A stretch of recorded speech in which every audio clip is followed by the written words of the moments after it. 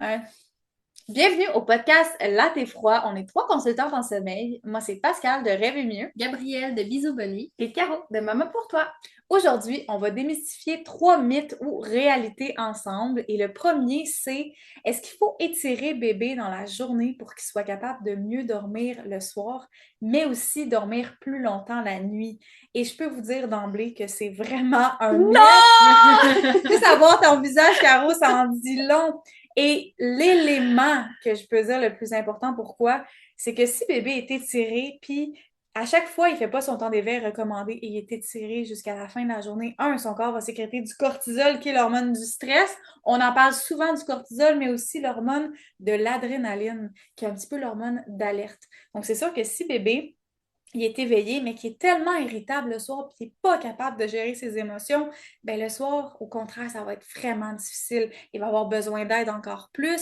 Ça va être difficile pour vous en tant que parent parce que les émotions prennent un coup dans ce temps-là. C'est beaucoup plus long et ben, ça fragmente le sommeil. Fait que plus de réveils nocturnes, ça peut créer des réveils matinaux parce que si le bébé est plus fatigué, ben, automatiquement, des fois, ça l'amène des réveils matinaux et des courtes siestes. Fait que, qu'est-ce que vous en pensez? Ben, t'as tout dit, mais je pense qu'il y a une hormone aussi qui joue le pourquoi du comment, qu'on n'a pas nommé, qui est la sérotonine. Parce qu'en fin de journée, la sérotonine embarque, mais quand les siestes n'ont pas été belles et qu'il y a beaucoup de fatigue, la sérotonine, elle est sécrétée en moins grande quantité. Mais ce qu'il faut savoir, c'est que la sérotonine se transforme en mélatonine. Fait que s'il y a moins de sérotonine, il y a moins de mélatonine. Donc, ça explique aussi pourquoi les siestes induisent les nuits. Fait que c'est pas vrai là, d'étirer ton enfant, de faire sauter ses siestes, que dans la nuit, ils vont faire des meilleurs. Ça vous dit peut-être arriver, là. Fait que peut-être ça vous dit, ben moi, en tout cas, là, cette semaine, là, ça a vraiment été une journée de sieste de marde, là, puis ben, il a fait une bonne nuit, puis le lendemain, il a fait des super belles siestes, puis il a pas fait une bonne nuit. Ben, ça se peut aussi que ce soit pour mille autres raisons. OK? Puis tant mieux si tu as eu une bonne nuit puis une mauvaise sieste, il s'est rattrapé, mais c'est pas toujours le cas. Ça peut créer une dette de sommeil. Aussi. Parce que justement, des fois, j'entends ah, mais il n'a pas fait des bonnes siestes, mais il a dormi toute sa nuit. Good! On s'en parlera dans une semaine. Ouais. Une dette de sommeil, ça se crée avec le temps. C'est facile de créer une dette de sommeil, mais c'est difficile à enlever. Ouais. Donc, si votre bébé est en manque de sommeil, faites des siestes contacts. On va prioriser les siestes contacts, puis ensuite, on recommence l'autonomie. Mais je pense que c'est super important de suivre les temps d'éveil. C'est ce que je conseille le plus. Oui, des signes de fatigue, mais il faut faire attention. C'est pas parce que bébé baille qui est temps d'aller le coucher. Il faut vraiment, il y a vraiment des temps d'éveil recommandés selon les âges, aussi selon le tempérament de bébé. Des bébés qui ont plus de tolérance que d'autres, mais c'est vraiment un conseil qu'on peut donner. Ouais, puis tu sais, au final, là, tu disais, c'est pas parce que bébé baille qu'il est fatigué, puis effectivement, tu sais, quand bébé est habitué de se coucher à une telle heure, mais son signal de fatigue va arriver probablement dans ces alentours-là aussi, mais quand il est rendu le temps d'allonger, des fois, il y a les signaux le signal de fatigue est là, mais on peut quand même l'allonger, puis c'est important c'est pour ça qu'il faut faire comme un mix entre les signaux de fatigue et le temps d'éveil, mais d'essayer le plus possible de suivre les temps d'éveil. Donc, c'est pour ça que pas toujours juste se fier à Fait que quand c'est bébé un baille. mythe. C'est un mythe des C'est un séries. mythe. Fait que si ta grand-mère ou ta mère t'a dit de faire ça, Mm. écoute-la pas. No. Un deuxième mythe, c'est que bébé peut dormir partout. Et non, il ne peut pas dormir partout, bébé. En fait, ça dépend des bébés, évidemment.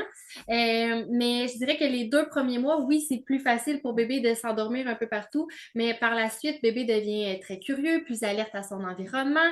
Euh, des fois, on a des bébés FOMO aussi qui veulent rien manquer. Fait que oui, il peut s'endormir dans la poussette, il peut s'endormir dans le siège d'auto, etc. Mais généralement, ça va être pour un cycle de sommeil, pour un 30-40 minutes.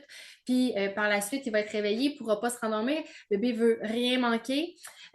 Donc, bébé, oui, peut dormir partout, mais pas des siestes assez récupératrices, pas des dodos assez récupérateurs. Donc, des fois, c'est important là, au moins, je dirais, faire une belle sieste à la maison, tu sais, dans un environnement où on sait que bébé va faire une bonne sieste récupératrice, puis l'autre, on peut peut-être Ce se que je conseille, c'est permettre un peu. que si on s'en va dans une fête à l'extérieur, dans un événement, bon, toujours prioriser au moins une des deux siestes grosses à la maison, oui. Mais si bébé s'endort dans l'auto, au moins attendre un cycle de sommeil, au moins 45 minutes que bébé ait le temps de faire ses phases de sommeil pour que ça soit qu'il y ait de la récupération au niveau du sommeil. Parce que si bébé dort 20 minutes, il va sembler réveillé. Vous allez sortir de la voiture, il va se réveiller, il ne voudra plus se rendormir, mais son temps d'éveil après ne sera pas optimal. Il va être chigneux. Et son temps d'éveil, admettons, on va dire qu'un bébé est rendu à 2h30 de temps d'éveil, oublie ça, à 1h30, il va être fatigué. Et là, ça vient tout chambouler, mais il n'y a pas aucune journée parfaite non plus. Mais je pense vraiment que moi, le conseil que je donne le plus à mes clientes, c'est que si tu dois rester 45 minutes dans le char, reste 45 minutes dans le char. Puis set les siestes dans le char. Mon Dieu, je dis char, voiture. Dans la voiture, tu sais, moi, en tout cas avec mon fils, ça fonctionne. Quand on doit partir puis qu'on peut setter une sieste, moi, c'est ce que je préfère.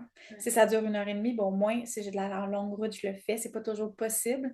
Mais quand on dit qu'on est nap trap dans l'auto, Ouais. ben c'est ça être maman, c'est ça être parent. Des fois, ben t'as pas le choix, mais au moins, tu sais que quand ton bébé va se réveiller, il va être capable de faire un temps d'éveil qui est correct, tu sais. Mm. Pas un mini temps Puis d'éveil. parlons justement, en parlant de bébé dort partout, généralement, on peut avoir des commentaires quand on devient nouvellement parent que bébé doit suivre le rythme du parent, hein, nous suivre à chaque endroit où on va, que c'est nous, on est le boss, puis on décide un peu quand bébé dort, quand bébé... Mais non, ce n'est pas toujours le cas non plus. Et je dirais que c'est bébé, généralement, et le boss. En fait, il faut trouver un juste milieu, l'équilibre entre les deux. Mais non, on peut pas tout gérer. Puis qu'est-ce que vous en pensez? Contrôler, Ouais. ouais. On peut pas tout. Puis, tu sais, je pense que les parents doivent être conscients que, puis nous aussi, là, on en a scrappé des siestes. Nous aussi, oui. là, on a couché notre enfant trop tard. Ah Nous oui. aussi, on a fait des journées complètes à l'extérieur parce qu'on avait un mariage. Puis, it is what it is. Ça fait partie de la vie. Un rendez-vous chez le médecin mal placé, ça arrive, on dirait, 100% du temps. Fait que oui, les siestes, faut pas en faire non plus comme Une c'est obsession. une obsession. Là. Je pense qu'on est beaucoup de parents aussi à quand on est plus du mode, moi, les sièges, je m'en fous un peu, je fais ce que je veux, puis il me suit, OK. Puis t'as comme l'opposé qui est comme, moi, je reste à la maison, puis je fais plus rien parce que je veux juste faire les siestes. Il y a vraiment un équilibre à aller chercher là-dedans. Un, puis l'autre, c'est pas sain, parce qu'il y en a un qui est beaucoup trop baby lead, puis l'autre qui est beaucoup trop mama lead. Pour votre esprit sain et pour la santé du bébé puis son bon développement, il y a un équilibre entre les deux qu'on doit aller chercher. Là. Puis c'est des phases aussi. Je pense selon l'âge du bébé, il y a des fois, Facile. pendant 2, 3 mois, ça serait mieux un brunch, personnellement. Moi, c'est ce que moi, Ouais. moi, si je parle de mon expérience, ben, dans la famille, ils savent. Ah, ça serait plus un brunch dans cette phase-là pendant quelques mois. Plus le dîner. Puis là, je suis rendue avec Tristan une seule sieste, c'est plus le souper. Mais je m'assume. Ah, que je m'assume. Moi, c'est moi qui s'en occupe, c'est mon chum qui s'en occupe, c'est nous qui. Si l'endormissement est plus difficile parce qu'il est trop fatigué, c'est pas toi, c'est moi, C'est toi c'est qui mon se lève la chum. nuit. C'est moi qui se lève la nuit. Tu sais, on sait, les manques de sommeil créent des perturbations, fragmentent le sommeil. Fait que c'est sûr que ça m'est arrivé la dernière fois à tranche de vie, on est chez mes parents, puis je me dis, oh, pour une fois, je vais le laisser souper avec nous. Ça faisait, tu sais, quand bébé est rendu à des 4 heures de temps d'éveil, tu te dis, ah, on va pousser un peu plus. Avant, j'étais plus rigide. Et là, je me suis dit, ben, gars, pour une fois, je vais le laisser souper, mais j'ai pas vu le temps passer. Là, ça faisait genre 5h15. Et même pas capable de le coucher chez mon père. D'habitude, lui, il dormait, puis il commençait sa nuit, on le prenait, puis on continuait la nuit dans l'auto.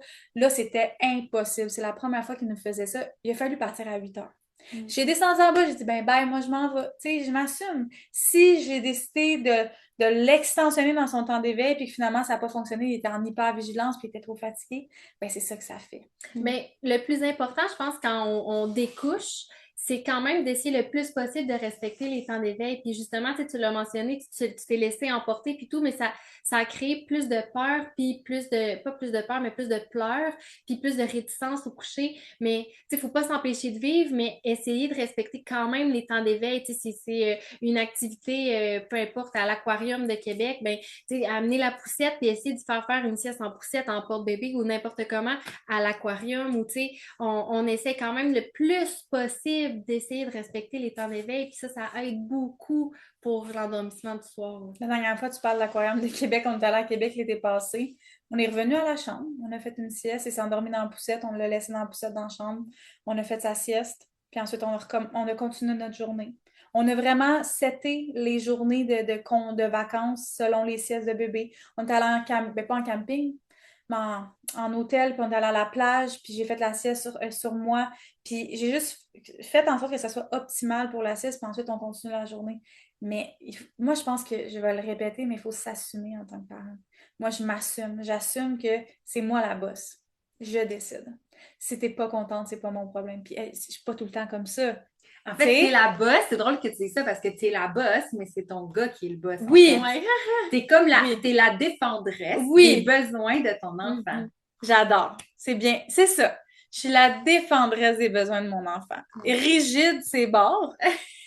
Mais tu sais, je le dis, je suis rigide, tu sais. Mais les gens trouvent ça drôle, mais après, ils m'applaudissent. Tu sais, c'est une métaphore, mais ce que je veux dire, c'est qu'ils me regardent, ils sont comme wow, OK, ce que tu as réussi à faire avec ton gars qui est capable de s'adapter à plusieurs places, ben, c'est parce que justement, tu as tellement travaillé fort sur son sommeil, tu as tellement travaillé fort sur son adaptabilité. Puis aujourd'hui, ben, t'as les fleurs de tout ça, puis c'est pas toujours parfait, hein? Moi, Non, je vais non, toujours le dire, et comme la dernière fois, mais ça reste que la majorité du temps, je suis vraiment fière de ce que j'ai mis en place. Puis je suis sûre que vous l'êtes autant, là. Absolument, absolument. Il y a rien qui arrive en faisant rien. Ça, je pense qu'on l'a remarqué. Là. Il a fallu qu'on travaille pour avoir des résultats. Là. Tant mieux là, si votre voisine l'endort au sein, puis son enfant fait des 12 heures, puis les siestes, c'est n'importe où. Puis, tant mieux pour elle, mais c'est pas la majorité des enfants. Fait que, on ne peut pas s'attendre à des améliorations en faisant rien. Je pense que c'est ça. Alors, c'est un mythe. C'est un mythe.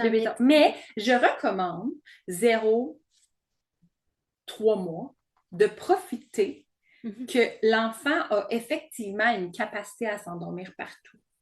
Plus le 0-10 semaines, là, mais vraiment d'en profiter là, de cette liberté-là que ça amène. Parce que vers 4 mois, oui, c'est de ramener à la maison la qualité des siestes va être meilleure. Une forte chance. Sinon, de s'isoler là, dans une pièce qu'on est ailleurs. Le troisième mythe aujourd'hui qu'on va adresser, c'est est-ce qu'il faut arrêter d'allaiter pour qu'enfin notre enfant dorme mieux? Je suis tellement contente d'en parler parce que j'ai allaité jusqu'à 12 mois. C'est fou, hein? On peut en parler longtemps aussi. Là. Mais il y a deux choses, en fait, que les parents doivent comprendre, c'est que l'allaitement peut aussi créer une association lait-dodo. Fait que ça n'a pas rapport avec l'allaitement, ça a rapport avec le lait. Ça a rapport avec, ça pourrait être une association biberon-dodo aussi, là. Mais souvent, en tant que maman allaitante, on est porté à offrir le sein pour endormir notre enfant. Et là, on crée une association. Fait que la journée, on fait la dissociation lait-dodo. Déjà là, on peut voir des grandes améliorations la nuit parce que même si on l'endort dans nos bras ou on l'endort à même la bassinette ou on fait du cododo, mais que ce n'était pas un endormissement au sein, le rendormissement risque de ne pas être nécessaire au sein. Donc, n'importe qui peut aller rendormir ton enfant. Fait que ça aussi, ça nous enlève cette charge-là. Fait que la première chose, ça serait la dissociation, les dodos qui causent ça. Le deuxième volet de l'allaitement, pourquoi c'est perçu comme étant la cause d'un moins bon sommeil qu'un bébé, mettons, qui est à la formule, c'est aussi au niveau là, de l'apport calorique. Là, c'est comme, il y a comme un mythe qui dit, il me disait de mettre du pablum dans le biberon, là, pour que l'enfant fasse des plus longs stretches. Je te confirme que ma cocotte de 3 mois, elle faisait des 8 heures, puis j'allaitais, là. Puis elle s'endormait au sein, là. Donc, ça n'a aucun rapport. Mon garçon se réveillait aux heures. C'est le même lait, je suis la même mère. Là. Comme j'assume que tout était pareil. Là. Puis il se réveillait aux heures. Ça avait zéro rapport. Là, zéro rapport. J'ai par contre remarqué que quand mon conjoint donnait le biberon, il faisait des plus longs stretches, mais c'était des biberons de mon lait. C'était pas des biberons de préparation. Je n'irai pas trop loin là, dans la comment le composition du lait, merci.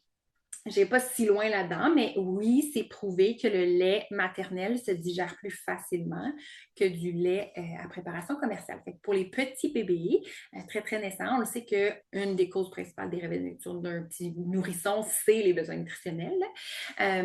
Donc oui, ça peut faire qu'il y ait une petite différence, mais en même temps, quand tu allaites, ça donne du sommeil à la maman. Fait que finalement, même si tu te réveilles peut-être une fois de plus, ou puis l'endormissement est plus rapide souvent, bien, quand même tu serais une fois de plus que la maman à côté qui n'allaite pas, bien, peut-être que au niveau de ton sentiment de fatigue, parce que le sentiment, c'est une perception en réalité, mais ton sentiment de fatigue pourrait être moindre juste parce que tu allaites. Fait que, tu sais, pour ou contre l'allaitement, c'est tellement personnel, mais si vous voulez continuer d'allaiter puis vous pensez qu'il faut arrêter l'allaitement si vous voulez continuer d'allaiter, vous pensez qu'il faut arrêter l'allaitement pour mieux dormir parce que vous pensez que c'est la cause, là, je vous avertis tout de suite, là, continuez votre allaitement, travaillez la dissociation lait-dodo, instaurez le Eat, Play, Sleep, là, donc on nourrit au réveil des siestes, là, puis juste ça, vous devriez voir des grandes améliorations, puis vous allez comprendre que votre allaitement n'a absolument rien à voir avec le sommeil de votre enfant.